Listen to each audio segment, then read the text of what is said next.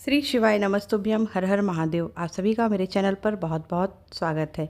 आज की वीडियो में मैं आपको सोमवती अमावस्या की पूजा सामग्री के बारे में बताऊंगी। तो चलिए जानते हैं सोमवती अमावस्या की पूजा सामग्री। सोमवती अमावस्या की पूजा अमावस्या तिथि जब सोमवार के दिन पड़ती है तो उसे सोमवती अमावस्या कहा जाता है। और इस दिन पीपल के वृक्ष की पूजा करके 108 परिक्रमा की जाती है। और यदि पीपल का पेड़ पास नहीं है तो घर में तुलसी जी का पूजन करके तुलसी जी की ही 108 परिक्रमा आप कर सकते हैं। और यदि पीपल का पेड़ और तुलसी का पौधा दोनों आपके पास नहीं है तो घर पर जहाँ पर आपने सोमवती अमावस्या की पूजा की है वहीं पर पूजा के स्थान पर 108 परिक्रमा करके सोमवती अमावस्या की पूजा पूरी करते हैं। यहाँ पर हमें सबसे पहले भगवान विष्णु की फ़ोटो लेनी है। आप मूर्ति भी ले सकते हैं या फिर मेरी तरह फ़ोटो का भी प्रयोग कर सकते हैं। इसके साथ ही हमें तुलसी जी का गमला लेना है। यहाँ पर मैं तुलसी जी के गमले की परिक्रमा करूँगी तो यहाँ मैं तुलसी जी का गमला लूँगी। इसके बाद हमें चौकी लेना है और चौकी पर बिछाने के लिए लाल या पीला वस्त्र लेना है।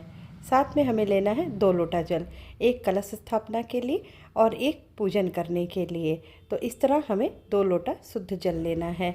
या सुहाग की पूजा है तो सुहाग की सामग्री चढ़ाई जाती है तो एक सुहाग की पेटी भी रख ले। सुहाग की पेटी में बिंदी, चूड़ी, बिछिया, सिंदूर, मेहंदी आदि रखी जाती है।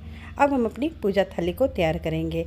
यहाँ पर मैंने सबसे पहले अपनी पूजा थाली में गौरी और भगवान विष्णु और माता तुलसी को लगाने के लिए पीला चंदन लिया है। इसके साथ ही हम पूजा थाली में इत्र की छोटी सीसी को भी रखेंगे। इसके बाद अष्टदल कमल बनाने के लिए और पूजा करने के लिए थोड़ा अक्षत लेंगे। अक्षत को आप पीले रंग से रंग लें। इसके बाद हम तिल लेंगे। तिल आप सफ़ेद या काले कोई से भी तिल पूजा में आप प्रयोग कर सकते हैं। अब हम अपनी सिंदूरदानी को पूजा में रखेंगे जिससे हम प्रतिदिन अपनी मांग भरते हैं। जो भी सिंदूर आप लगाते हैं लाल या पीला वो रख लें।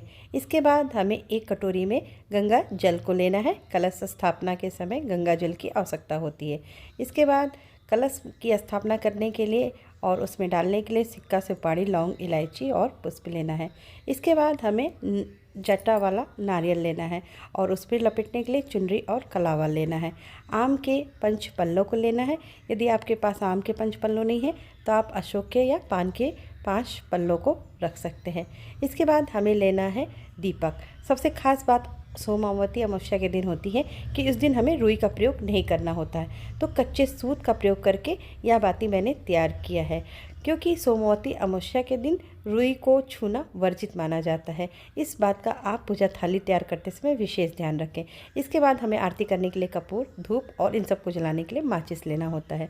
आटा और हल्दी से बना हुआ ऐपन का भी पूजा में प्रयोग किया जाता है।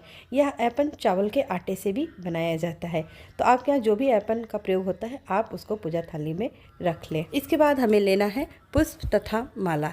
आपको जो भी रंग बिरंगे पुष्प माला मिल जाते हैं वह आप अपनी पूजा थाली में ज़रूर रखें।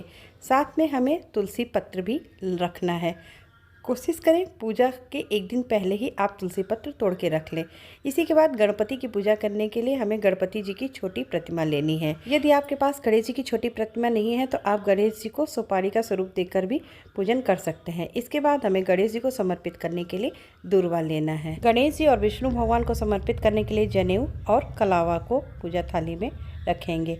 दक्षिणा के स्वरूप में अपने सामर्थ्य के अनुसार दक्षिणा को भी पूजा थाली में रखें। इसके बाद हमें लेना है भोग प्रसाद। भोग प्रसाद आप बाज़ार का बना हुआ मिठाई का भी प्रयोग कर सकते हैं या फिर आप अपना हाथ से बनाकर घर का भी मिठाई का प्रयोग कर सकते हैं। यहाँ पर मैंने बर्फ़ी और ऋतु फल के रूप में संतरा और अंगूर लिया है। आप अपनी इच्छा के अनुसार भोग प्रसाद और ऋतु फल समर्पित कर सकते हैं। और साथ में आपको 1 लोटा शुद्ध जल भी लेना है। इसके बाद हमें परिक्रमा करने के लिए 108 कोई भी वस्तु लेना है। तो यहाँ पर मैंने 108 किशमिश लिया है। किशमिश के अलावा आप बतासा, ऋतु फल, सूखे फल, गुलगुला आदि से भी प्रदक्षिणा कर सकते हैं। इसके बाद हमें चाहिए होता है सोमवती अमावस्या की व्रत कथा। यदि आप ग्रुप में सुनते हैं तो वहाँ औरतें एक दूसरे से कथा बाँच लेती हैं।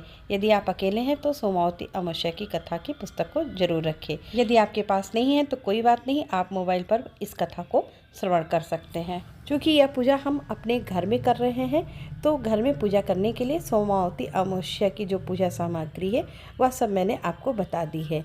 आशा करती हूँ मेरे द्वारा बताई गई सोमावती अमावस्या की सामग्री का यह वीडियो आपको ज़रूर पसंद आया होगा।